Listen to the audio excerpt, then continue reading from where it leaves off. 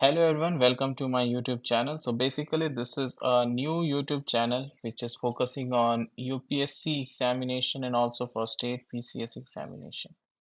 Here in the start, we are going with the foundation of NCRT. So basically, this particular playlist of Geography Class 11th NCRT, this playlist is applicable for everyone who is preparing for UPSC or any other state PCS examination, and also it will be helpful to people who are in the revision mode or also who are going to start. Mainly, it will be helpful for people who are actually starting with the preparation, whether they are in college or whether they are a college pass out or whether they are working professional. So we wanted to simplify the NCRT.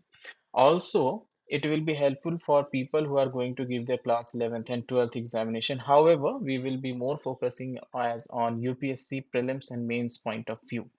Now, why we are going to start with NCRT? So, in short, NCRT lays the foundation of this examination. And if you see for state PCS examination, most of the questions are coming from NCRT itself. So, NCRT lays the foundation in objective examination, also to some extent to subjective examination. As of now, our first target is to complete and provide free cost. Like, definitely, you don't have to pay anything in order to view these videos. So, we want to provide a free cost of material resource, at least for NCRT, to everyone. And in future, as our channel grows, we will also move on to other standard materials to resolve the other aspects of this exam too. So we will get started with this, and if you, this is my first video also with respect to this, and if you wish, we can also make another video in which we will give you all the context of this examination. So here I'm not starting with the context of examination, rather we are directly jumping on this particular subject. So let's get started with NCRT for class 11th for geography subject, and in time for class 11 for class 12, and if in comment section if you will mention, we can also create NCRT for other subjects too. Let's get started, guys. So considering the first chapter, our first chapter is India and its location. So basically, if you all know, we are in the Northern Hemisphere and we are in the southern part of the Asia subcontinent.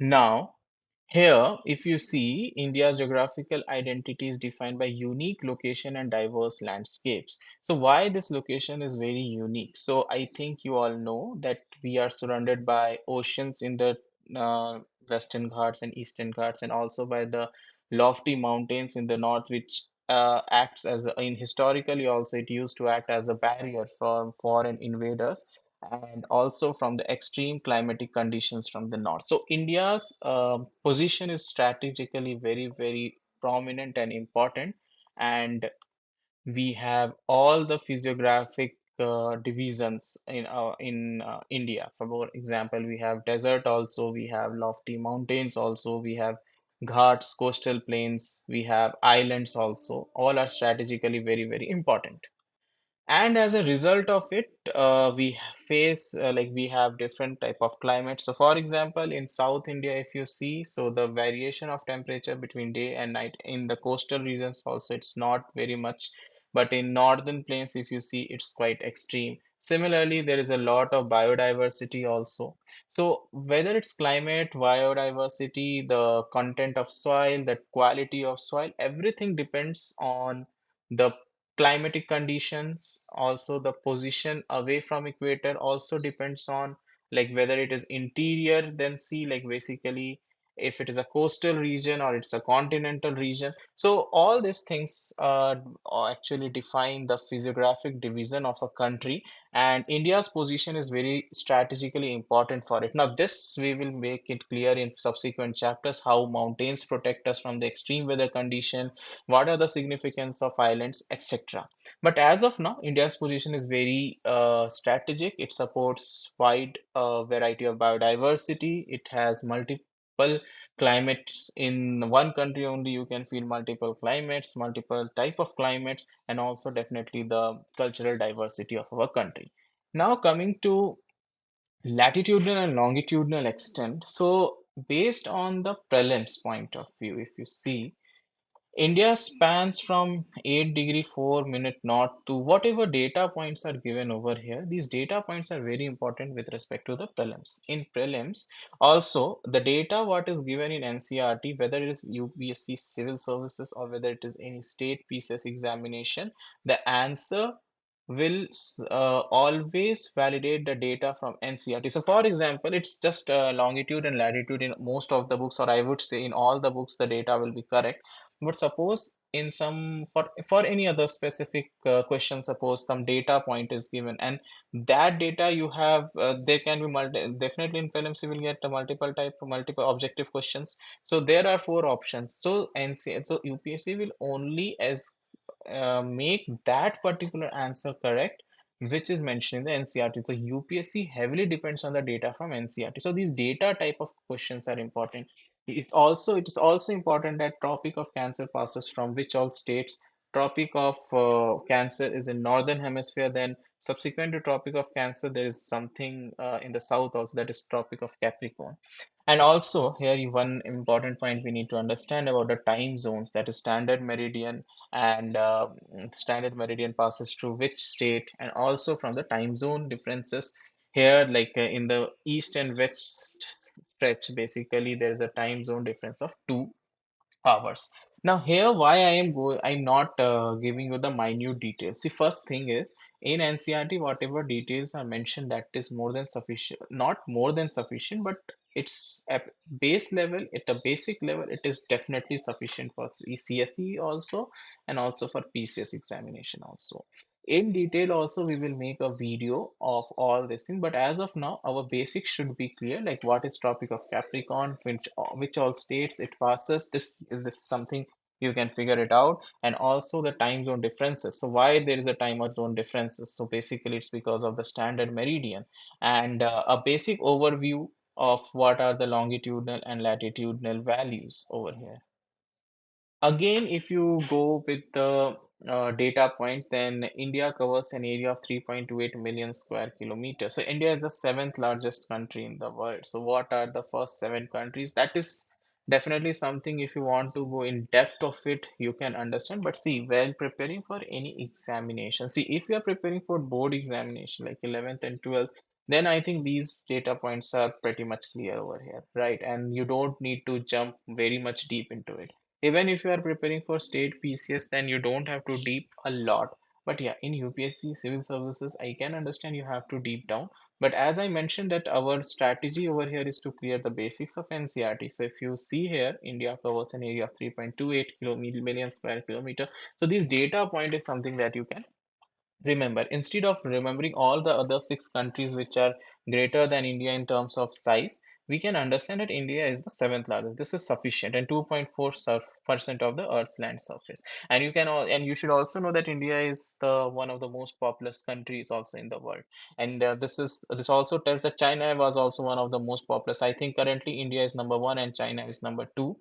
We didn't had recent census, but still, what whoever is number one, number two. But one thing you need to understand that the China and India, if you combine, it is holding a significant part of Indian population, and this is something which we will connect it with class 12th geography, human geography, like where distribution of population. Why in some continents or countries there is sparse population? Why in other countries like China and India there is a heavy population? And also in this, in China, is the population evenly distributed among in the entire mainland of China? No, it is scattered. It's scattered. Basically, it's some patches it is very densely populated, and in some patches it's not very densely populated. So there are different relief features which actually contribute to this. As I mentioned, that I will explain everything in detail in upcoming videos, but let's stick to NCRT first. So all these basic data points is something that you should definitely remember.